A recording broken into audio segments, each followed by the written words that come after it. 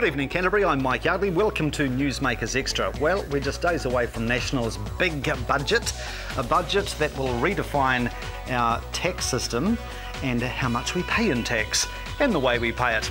On this week's show, we are going to have a bit of a scene setter on the budget and also take the opportunity to debate a range of topical political issues. It's a pleasure to welcome aboard the MP for Selwyn, National's Amy Adams, and the MP for Christchurch Central, Brendon Burns. Thank you for joining us. Not at all. Okay. We will actually start with water because it's been a recurring theme in the news in Christchurch, and on the more sort of nationwide front, Minister Nick Smith has announced that water meters are going to be installed for the biggest users of water around New Zealand.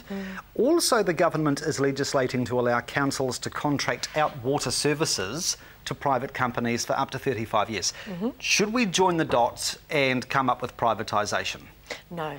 Not at all. Look, councils were always able to enter into long-term management contracts with private companies up to 20 years. What this legislation would do is just extend that up to 35 years, reflects commercial reality. Brendon will try and tell you it's all a secret agenda.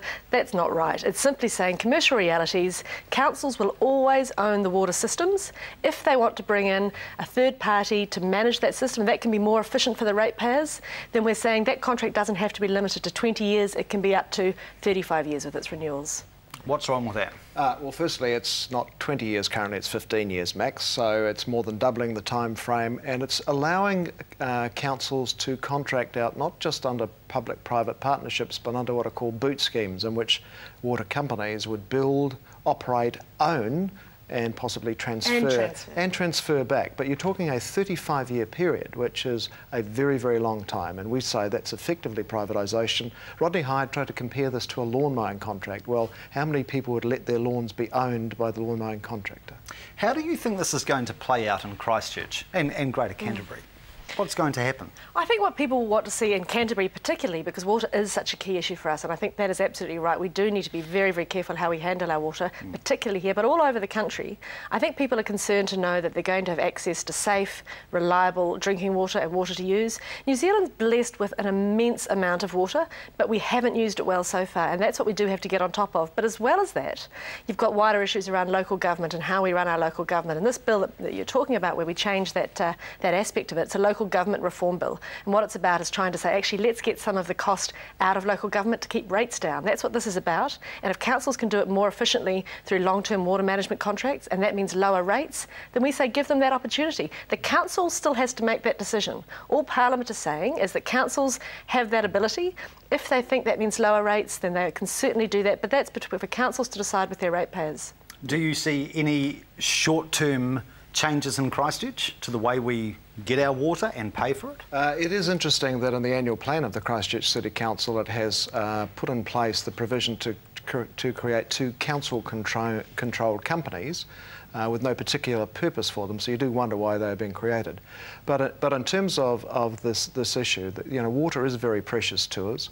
If councils at the moment are able to borrow more cheaply than the private sector, which is indeed the case, we're seeing that argued even with the Arts Centre here in Christchurch, how then can the private sector take a borrowing rate higher than what councils are paying, take its return and deliver something cheaper to the ratepayer than what a well-managed council-run contract can do?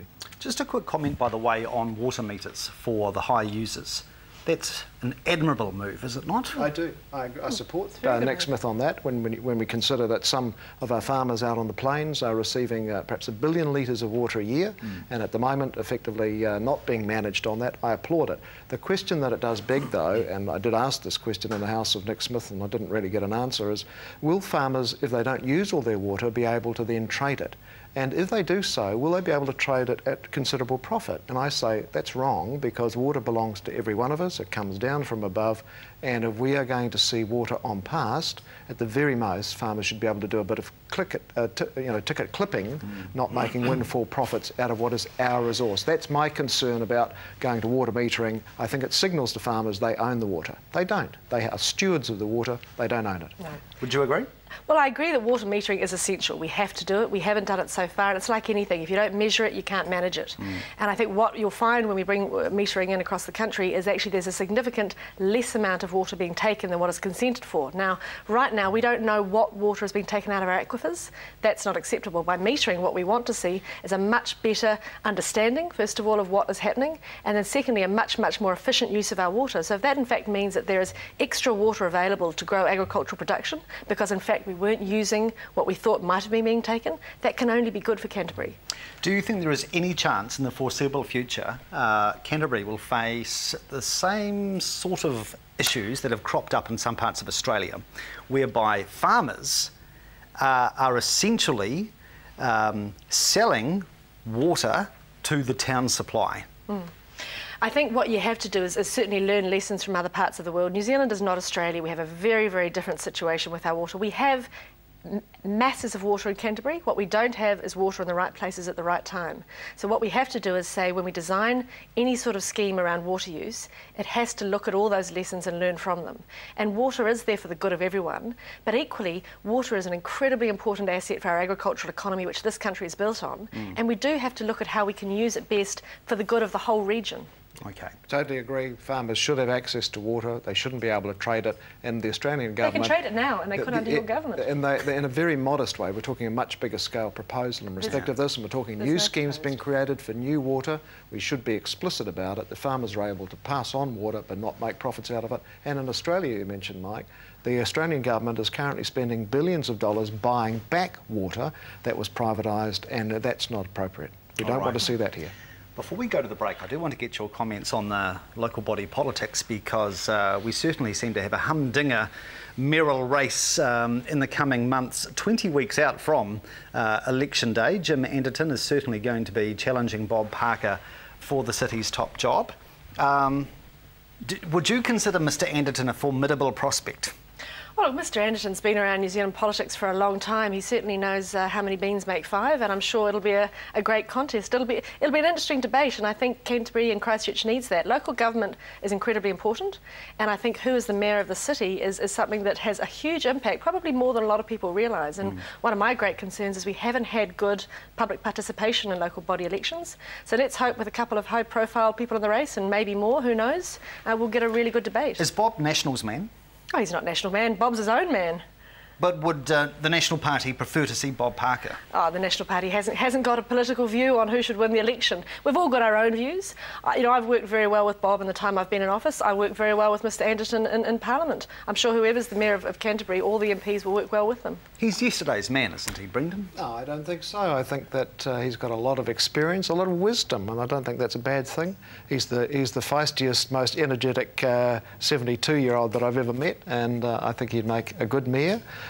He's also got enormous experience. I mean, he's a driven and committed man. He's been, you know, Minister of Economic Development, and when Jim says he'll do something, he does it. I think I'm great. It's great to see the contest, as Amy mentioned, because we do have a low turnout, you know, a 40+% kind of turnout. Yeah. So if we can lift that by 10 or 20%, that's great, and the voters will decide. That's what's important. They've got choice now. That's what's important. At this point, do you think Bob's biggest dream is that the centre-left tears itself apart via Liz Gordon, Sir Kerry Burke and Jim Anderton, fracturing the vote? I'm sure Bob will be hoping for that. Let's see if it pans out. We'll take a break. Coming up, we'll have a look at Afghanistan, also jobs for New Zealanders, and of course a bit of a scene setter on the budget. Do stay with us.